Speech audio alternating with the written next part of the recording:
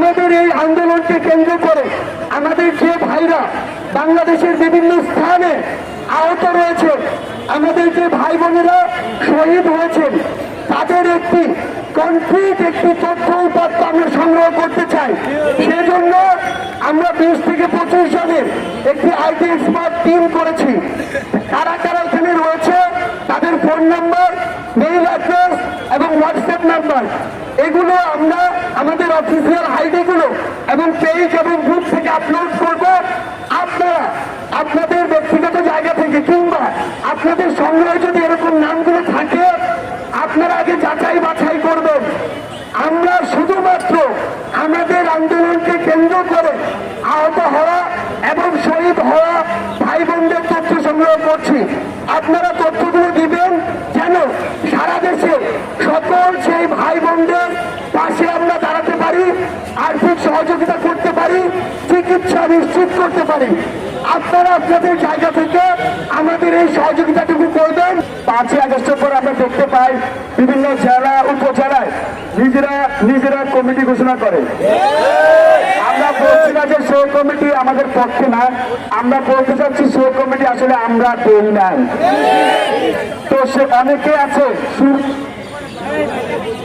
আছে সুবিধাভোগী, অনেকে আছে সুযোগ সন্ধানী, যারা আসলে আমাদের এই বৈষম্যবিরোধী ছাত্র আন্দোলনের যে মর্যাদা পেয়েছে সারা দেশে, সেটিকে ব্যবহার করে একটি অপব্যবহার করার চক্রান্ত আছে। যারা চক্রান্ত করবে, যারা এর নামে চাঁদাবাজি করবে, যারা এর নামে বিভিন্ন জায়গায় সহিংসতা করবে, তাদেরকে আপনারা বয়কট করবেন। বৈষম্যবিরোধী ছাত্র আন্দোলন কখনো ওইসবের পক্ষে ছিল না। বৈষম্যবিরোধী ছাত্র আন্দোলন শুরু থেকে শান্তিপূর্ণ আন্দোলনে বিশ্বাসী ছিল, জনতার আন্দোলনে বিশ্বাসী ছিল, জনতার বাংলাদেশে বিশ্বাসী ছিল। আমরা আহ্বান করব সারা দেশে যারা আমাদের সাথে একসাথে কাজ করতে চান, তারা তাৎক্ষণিকভাবে ভলেন্টিয়ার টিম গঠন করতে পারেন। কারণ ভলেন্টিয়ার টিমে কোনো সমন্বয় সহসমন্বয় থাকবে না, সবাই ভলেন্টিয়ার থাকবে। আপনারা আপাতত ভলেন্টিয়ার টিম গঠন করুন।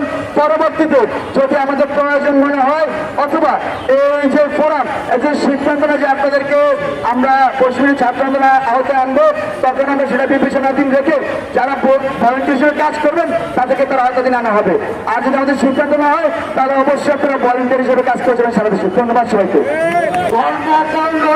নির্বিশেষে দলমত নির্বিশেষে আলেম ওলামা ছাত্র জনতা সকলের কাছে আহ্বান, বিপদ কিন্তু এখনো কাটে নাই, করছে। সম্মিলিত ভাবে সেই ষড়যন্ত্র মোকাবেলা করতে হবে। সুপ্রিয় বন্ধুগণ, আমাদের উইকের কর্মসূচি চলতে থাকবে। আজকের এই কর্মসূচিতে রোড মার্চে আপনারা যারা অংশ নিয়েছেন, আমরা সর্বশেষ আমাদের শহীদ ভাইরা, আমাদের আশেপাশে যারা শহীদ হয়েছেন, অনেকেই শহীদ হয়েছেন, তাদের জন্য সর্বশেষ তাদের আত্মার মাগফিরাত কামনা করে আমার বক্তব্য আমি এখানে শেষ করছি। ধন্যবাদ সকলকে।